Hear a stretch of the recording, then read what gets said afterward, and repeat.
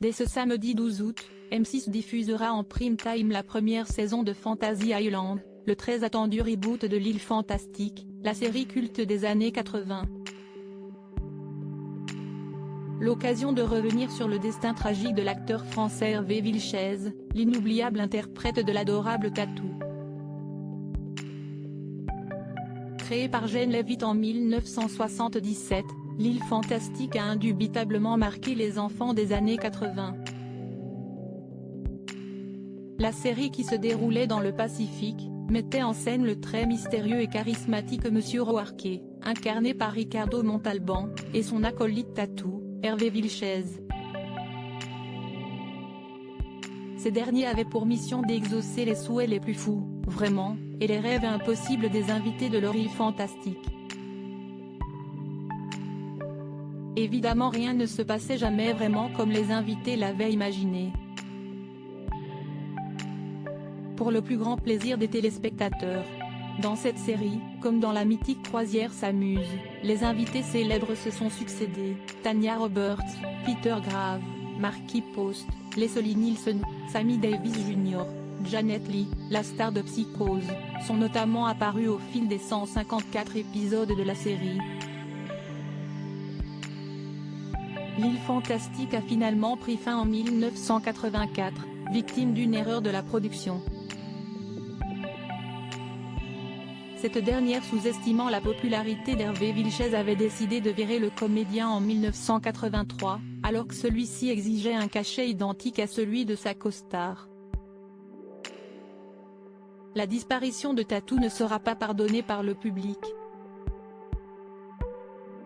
Sa mère avait honte de l'avoir mis au monde, et pour le comédien français qui était parvenu à se faire un nom à Hollywood, cette humiliation a probablement été celle qui l'a rapproché du précipice. Hervé Villechaize souffre à l'époque de nombreux problèmes de santé, ses poumons sont atrophiés, il souffre également d'ulcères. Il rentre dans une spirale dépressive, et rate plusieurs rôles qui lui sont proposés. Il apparaît toutefois dans son propre rôle dans un épisode de la série Arnold et Willy. En 1992, il est frappé par une pneumonie qui manque de l'emporter. En 1993, le comédien, oncle du journaliste français Thomas Villechaize, accepte de rencontrer un jeune journaliste, Sacha Gervasi. Il m'a raconté son histoire, les traitements médicaux, le harcèlement à l'école, son rapport compliqué avec sa mère, qui avait honte de l'avoir mis au monde, son père qui l'emmenait autour du monde pour essayer de le faire grandir, se souvient Sacha Gervasi. Les deux hommes se lient d'amitié. Ce sera toutefois la dernière interview accordée par Hervé Villechaize, à peine arrivé chez lui à Londres. Le journaliste reçoit un appel de la dernière compagne d'Hervé Villechaize, Cathy Self. Elle lui révèle que ce dernier cesse de donner la mort. Le 4 septembre 1993, après avoir regardé Le Magicien d'Oz, Hervé Villechaize a laissé un mot et une vidéo à l'attention de ses proches, puis s'est suicidé par balle. Reste cette promesse faite au comédien de raconter un jour son histoire. Rencontrer le vrai Hervé Villechaize en 1993 était une expérience à la fois mystérieuse et magique, a révélé Sacha Gervasi.